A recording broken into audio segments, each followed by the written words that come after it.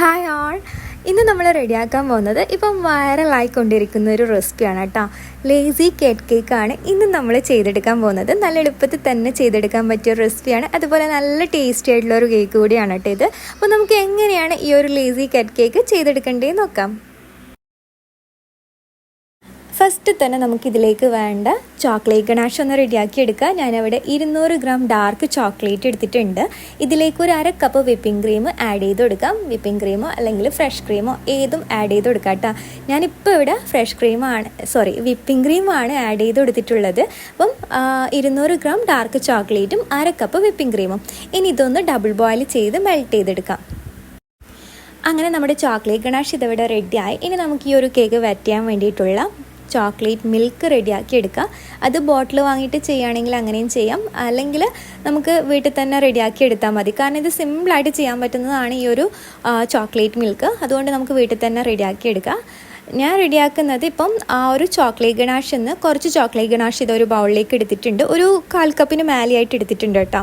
ഇനി ഇതിലേക്കൊരു 3/4 കപ്പ് പാലാണ് ആഡ് ചെയ്ത് കൊടുക്കുന്നത്. പിന്നെ കണ്ടൻസ്ഡ് മിൽക്ക് ആഡ് ചെയ്യുന്നുണ്ട്.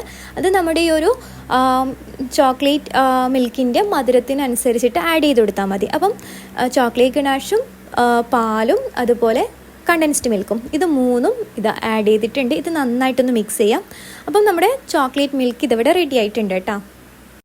ഇനി നമുക്ക് ഇതിലേക്ക് വേണ്ട ക്രീം ഒന്ന് ബീറ്റ് ചെയ്തെടുക്കുക. ഞാനിവിടെ 50 ഗ്രാം ക്രീം ചീസ് എടുത്തിട്ടുണ്ട്. ആദ്യം നമുക്കിതൊന്ന് ബീറ്റ് ചെയ്യാം. ക്രീം ചീസ് ഇതിവിടെ ബീറ്റ് ചെയ്തെടുത്തിട്ടുണ്ട്. ഇനി ഇതിലേക്ക് നമുക്ക് വിപ്പിംഗ് ക്രീം ആഡ് ചെയ്യാം. 1/3 കപ്പ് വിപ്പിംഗ് ക്രീമാണ് കേട്ടോ ഇതിലേക്ക് ആഡ് ചെയ്ത് കൊടുക്കുന്നത്. പിന്നെ കുറച്ച് കണ്ടൻസ്ഡ് മിൽക്ക് കൂടി ആഡ് ചെയ്ത് കൊടുക്കാം. പിന്നെ ഒരു 1/4 ടീസ്പൂൺ വാനില എസൻസ് ആഡ് ചെയ്തിട്ട് ഇതൊന്ന് ബീറ്റ് ചെയ്യാം. അങ്ങനെ നമ്മുടെ ക്രീം ഇതിവിടെ ബീറ്റ് ചെയ്തെടുത്തിട്ടുണ്ട്. ഇനി നമുക്കിതെങ്ങനെ സെറ്റ് ചെയ്യേണ്ടതെന്ന് നോക്കാം. അപ്പം ആദ്യം ഇതിലേക്ക് കേക്ക് വെച്ച് കൊടുക്കാം. ഞാനിതിവിടെ പൗണ്ട് കേക്ക് എടുത്തിട്ടുണ്ട്. ചോക്ലേറ്റ് പൗണ്ട് കേക്കാണ് കേട്ടോ എടുത്തത്. നല്ല ടേസ്റ്റി ആയിട്ടുള്ളൊരു കേക്കാണിത്. അപ്പം നമുക്ക് ഈ ഒരു കേക്ക് ഈ ഒരു മോൾഡിലേക്ക് വെച്ച് കൊടുക്കാം. ഇനി ഇത് നമ്മളിപ്പം റെഡിയാക്കി എടുത്ത ആ ഒരു ചോക്ലേറ്റ് മിൽക്ക് വെച്ചിട്ടൊന്ന് വെറ്റ് ചെയ്യാം. വെറ്റ് ചെയ്തതിന് ശേഷം ഇതിന് മേലെ വീണ്ടും ഒരു ലെയർ കൂടി കേക്ക് വെക്കുന്നുണ്ട്. കുറച്ചൊരു ഹൈറ്റിൽ കേക്കിൻ്റെ ആ ഒരു ലെയർ കുറച്ചൊരു ഹൈറ്റിൽ കിട്ടാൻ വേണ്ടിയിട്ടാണ് കേട്ടോ ഇങ്ങനെ ചെയ്യുന്നത്. അപ്പം നിങ്ങൾക്ക് ഇപ്പം ഒരു ലെയറായിട്ട് മാത്രം ചെയ്യുകയാണെങ്കിൽ അങ്ങനെയും ചെയ്യാം. പക്ഷേ ഇത് കേക്കിൻ്റെ ആ ലെയർ കുറച്ച് കട്ടിയിൽ വരുന്നതായിരിക്കും കുറച്ചുകൂടെ നല്ലത്. അതുകൊണ്ടാണ് ഞാൻ രണ്ടാമതും ആ ഒരു വെറ്റ് ചെയ്തതിന് ശേഷം കേക്ക് തന്നെ വീണ്ടും വെച്ചെടുത്തത്. ഇനി ഇതും ഒന്ന് വെറ്റ് ചെയ്തെടുക്കാം കേട്ടോ. ഇനി ഈ വെറ്റ് ചെയ്ത കേക്കിന് മേലെയായിട്ട് നമ്മൾ ബീറ്റ് ചെയ്ത ക്രീം ഒന്ന് ഫില്ല് ചെയ്ത് കൊടുക്കുക. ഒരു ഐസിങ് ബാഗിലേക്ക് ആക്കിയിട്ട് ഇതുപോലെ ചെയ്യുന്നതായിരിക്കും കേട്ടോ കുറച്ചുകൂടെ നല്ലത്. അതാകുമ്പോൾ നമുക്ക് നല്ല നീറ്റിൽ തന്നെ ഇത് ഫില്ല് ചെയ്തെടുക്കാൻ പറ്റും. അങ്ങനെ ക്രീം ഫില്ല് ചെയ്തെടുത്തിട്ടുണ്ട്. ഇനി നമുക്ക് ഇതിന് മേലെയായിട്ട് ചോക്ലേറ്റ് ഗണാഷും സ്പ്രെഡ് ചെയ്യാം.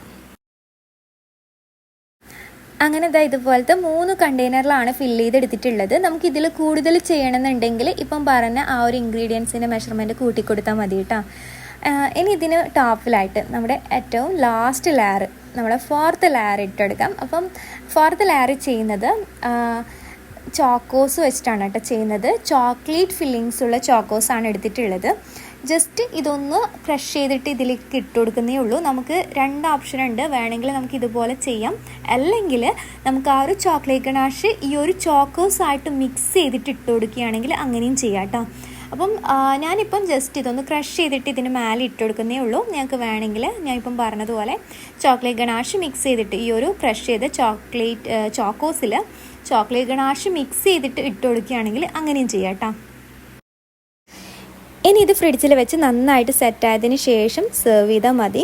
പിന്നെ ഈ ഒരു ചോക്കോസ് ഇടുന്നതിന് മുൻപ് നമുക്ക് ഫ്രിഡ്ജിൽ വെച്ചിട്ട് നന്നായിട്ട് സെറ്റ് ചെയ്യാം. എന്നിട്ട് സെർവ് ചെയ്യാൻ പോകുന്ന ടൈം ഈ ഒരു ചോക്കോസ് ക്രഷ് ചെയ്ത് ഇട്ട് കൊടുക്കുകയാണെങ്കിൽ ആ ഒരു ക്രിസ്പിനെസ് അതിൽ തന്നെ ഉണ്ടാകും. ഫ്രിഡ്ജിൽ വെച്ചാൽ അത് ഉണ്ടാവില്ല കേട്ടോ. അപ്പം നമുക്ക് എങ്ങനെയാണ് വേണ്ടതെന്ന് വെച്ചാൽ അതുപോലെ നോക്കിയിട്ട് ചെയ്താൽ മതി. ഇപ്പം ഞാനിവിടെ മൊത്തത്തിൽ എല്ലാം സെറ്റ് ചെയ്തിട്ടാണ് ഫ്രിഡ്ജിൽ വെക്കുന്നത്. അപ്പം നമുക്ക് എങ്ങനെയാണോ ആ ക്രിസ്പിനെസ് വേണമെന്നുണ്ടെങ്കിൽ ലാസ്റ്റ് ഇട്ടുകൊടുത്താൽ മതി. അങ്ങനെ നമ്മുടെ വൈറൽ ലേസി കാറ്റ് കേക്ക് ഇതിവിടെ റെഡി ആയിട്ടുണ്ട്. നല്ല സിമ്പിളായിട്ട് ചെയ്യാൻ പറ്റിയ റെസിപ്പിയാണ്. നല്ല ടേസ്റ്റിയാണ് കേട്ടോ ഇത് കഴിക്കാനും.